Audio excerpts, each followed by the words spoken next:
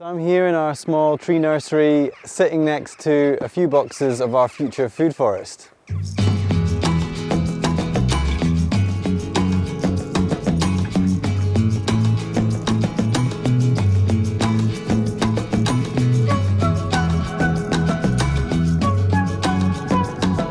How you going, folks? So I'm up here in our small tree nursery, just unboxing a delivery of fruit trees that we received today from the Scottish Heritage Fruit Trees, John Hancock's nursery down in Glasgow. We're in the process of developing a new area of forest garden or food forest. So today the majority of our canopy species have arrived. On the whole, they're mostly apple varieties, but we've also got some pears and some plums and some cherries. As the name suggests, Scottish Heritage Fruit Trees, we've mostly chosen Scottish varieties that date back several hundred years. Quite hard to find varieties with interesting names like Cat's Head and Scrog and the Bloody Ploughman. So we're really excited to delve into these boxes and have a look, remind ourselves what we actually ordered. So being quite old varieties and tree stock that's come from a Scottish nursery, these should be really well suited for growing here on the side of Noth in Aberdeenshire. A lot of these varieties come from all around Scotland. And certainly have been proven to be grown all around Scotland. So I've already started unboxing. We've got 3 boxes. We've got 26 trees in total, so this is quite a large order for us. These certainly aren't the cheapest of fruit trees you could find, but when you want to find a local nursery and specialising in heritage varieties, it's certainly worth paying a little bit extra.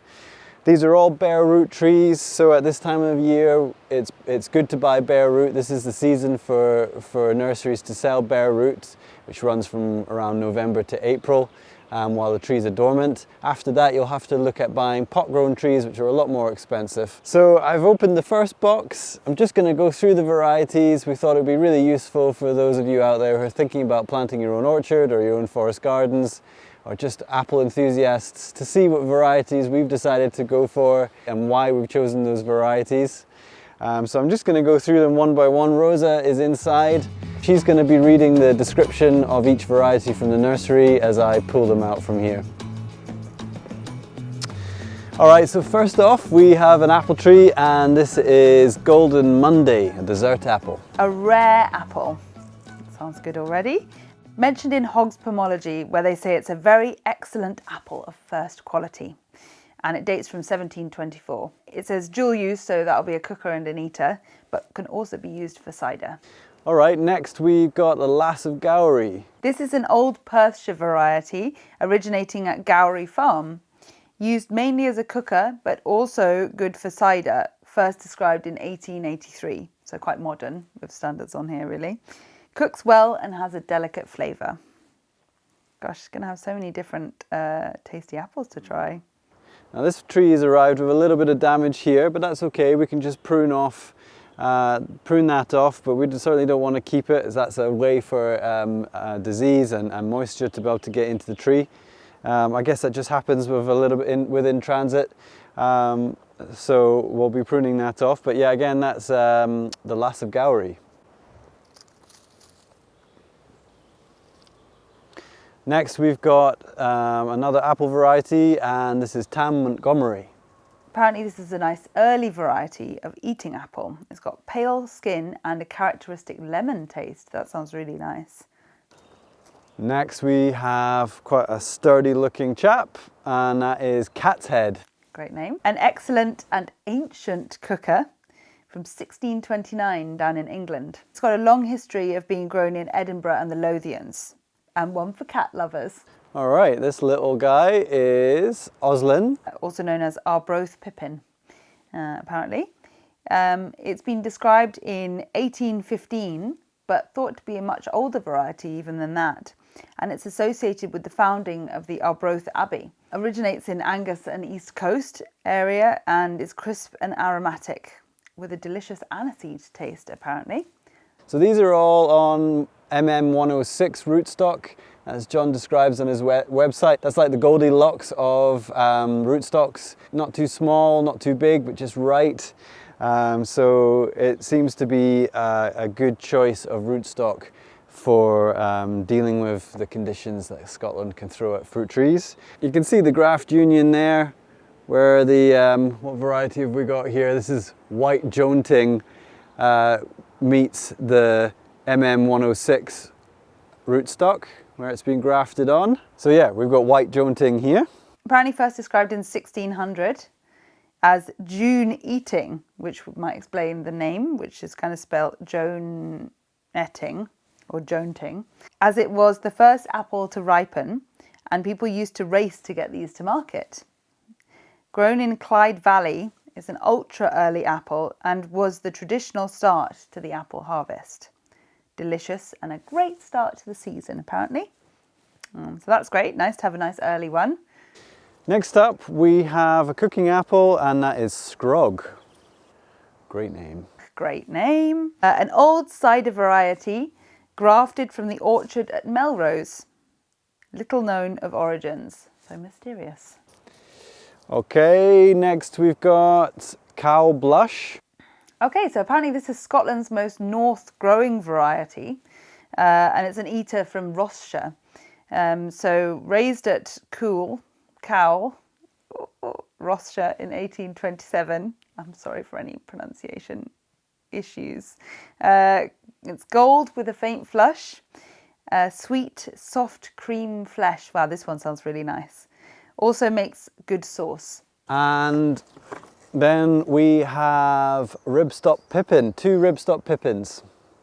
Apparently a favourite for taste, and it stores well, and I'd be very happy to have good storage apples, because a lot of our apples that we grow, in fact pretty much all of them, are not storage apples really, so they're delicious. But yeah, it'd be nice to have some that we can really hold on, especially as we get more and more, ones that we can really hold on to a bit more through the winter. It grows well across Scotland, which is great because it's actually an Old English variety. Keeps well, as I've said before, and apparently is one of the best dessert apples for Scotland. So that's a good title. It's a parent of Cox, but grows much better up here. Apparently it's fairly late season ripening. That was the trees which came in the first box, and I've got the second box open here behind me. So we're just going to delve into that. So the trees have come with their roots wrapped in a plastic bag, and they're looking a little bit dry, so it's good to get these out. We're not ready to put these trees into their final position quite yet, so I'm going to be heeling them in our tree nursery. And heeling in the trees literally just means getting their roots into the ground, somewhere where they can keep hydrated, be frost free, and wait so you can pull them out quite easily again to put them in their final position. And we'll be doing that as soon as possible, really, before any of these buds start to open. Everything looks really dormant still. We don't have any leaves, obviously, and none of the buds are really opening up too much yet. So that's quite good timing, really. We've still got plenty of time to be able to finish the work for the orchard and get these in the ground. All right, so let's see. So this doesn't look like an apple. This might be one of our first cherry varieties. Okay, what have we got? Yeah, this is a dessert cherry called Lapins or Cherokee. So this is a prolific late black cherry with delicious large fruit, new Canadian self-fertile variety, good pollinator. Oh, we've got another cherry, Morello, so that's one that quite a lot of people know, a sour cooking cherry. Best cooking cherry, excellent for pies, jam or liqueurs. Dark red, tangy, reliable and prolific, self-fertile and good pollinator. Right, what have we got here? Okay, this is one of our first plum varieties, and this is Czar, C-Z-A-R. This is one that we've planted quite a few of already around the farm. It always does very well for us. The tag refers to it as a cooking and dessert plum. It's quite true, it can be quite sour at times, but we eat them just like dessert plums. Reliable, prolific cropper, fruits are dark purple and quite sweet when fully ripe, good flavour, cooks well. Yes, definitely, we've made wine out of them. We've cooked them up, we've eaten them fresh, so yeah, love sour. So as I was saying, a lot of these trees are destined to go into our new area of forest garden, but a small handful of these trees, including the cherries and a couple of the plums, are going to be going over to a new forest garden tree row in the market garden. So the majority of these apples, the pears, and one or two of the plums will be in the forest garden, but we've decided to put the cherries and one or two plums in a new tree row. Right, we have got a damson here, Longforgan damson. So again, we've planted quite a few damsons, mostly farley. So this is a new one for us. Scottish damson, used for pies, jam or liqueur making. Prolific purple fruit, delicious rich flavour. So that's going to be great to have more damsons. Okay, we've got a plum here, Plum Denbigh. Delicious flavour, sweet and juicy, reliable heavy cropper of orange, red, richly flavoured fruits. Great eating, cooks well. Fantastic. And last one in this box, could this be a pear? No, it's a plum and it's a Victoria. So great standards. We've got quite a few Victorias planted around. Most of you will have heard of Victoria as a plum variety. So we can't have too many of those. Wonderful. On to the third box.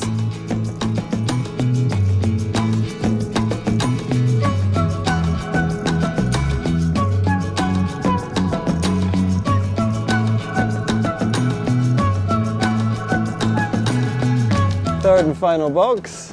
You should always be careful when you're unboxing your fruit trees, especially when they've been sent up with cable ties to cut off, or these little green ties that tie the tree onto a bamboo cane. In your excitedness, it can be very easy to damage the bark and score into your lovely young fruit trees, trying to take off any packaging, so just to watch out for that. Right, what have we got here? Okay, so this is the start of our pears. Ooh, pear time. I love pears. So yeah, so this is green pear of Yare on Quince A rootstock. There is no description for this one. It was actually a suggestion from John, who grows these trees. And that was as a replacement for one that he didn't have any left of, called Flower of Manorgan pear, which the description for which is just very tasty. So that does sound tasty. But yes, there's none of them. So we've got green pear of Yare, and I think, to be honest, that's the one I'll remember the most out of all these varieties, so that's fine. We've got a plum again, another Denbigh. Right, what have we got here? Pear Longueville. Longueville. This again was a replacement for one that we ordered called Seckel, which was apparently lovely small purple pears, which sounds amazing, but which John also didn't have any left of. So he suggested a replacement for that being Longueville. I think that's how you say it. It looks a bit kind of French. The description just says large and prolific. Also great qualities. And pear Jargonelle. Really not sure how the pears are going to go up here. We've got a Concord and Williams pear, and they've often really just grown pears about a couple of inches in size, even on the hot summer that we had in 2018. So you never know, maybe these are going to be the variety of pear to fruit at Noth Farm, but we'll see. Just nice to have some variety of fruit trees around the place, really. Okay, so here we go with an apple. That's the white Joneting again, so we've got two of those. And we've got, there's a Katy Apple, or Katja. Originally from Sweden. We actually have one of these already, and it does quite well. Apparently it's a James Grieve cross, and so it has Scottish ancestry. Very hardy and a lovely looking, productive, scab-resistant variety. Oh, it's got everything. Used for juice and cider making, grows on the Western Isles and very far north, so it should do pretty well here, I would imagine. Okay, we've got prunus, so plum, we've got opal, a dessert plum. All right, we've got our last tree, it looks like, and that is a plum, Rivers Early Prolific.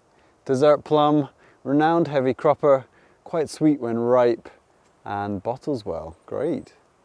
Okay, here you are looking at the majority of our next forest garden or food forest. Like I said, these are the larger fruit trees which are going to be going in, making up what we would class as the lower canopy within our design. We've got an order of quite a few different varieties of fruiting shrubs, so different berry bushes and smaller fruit trees are going to be arriving, which will be going in as an understory planting below these ones. I'm going to get these guys a drink and get them heeled in into a resting place before they find themselves in their final positions. So I hope you enjoyed that, guys. I hope you learned a little bit about which fruit trees we're experimenting with. I hope that's maybe given you some inspiration to go out and look for some heritage varieties, look through different nurseries to find some interesting different fruit trees. I hope you've enjoyed hearing about the history behind some of these and where they have come from. As always, thanks for watching. Hope everyone's doing well out there. Much love from Rosa and I, and we'll catch you next time. See ya.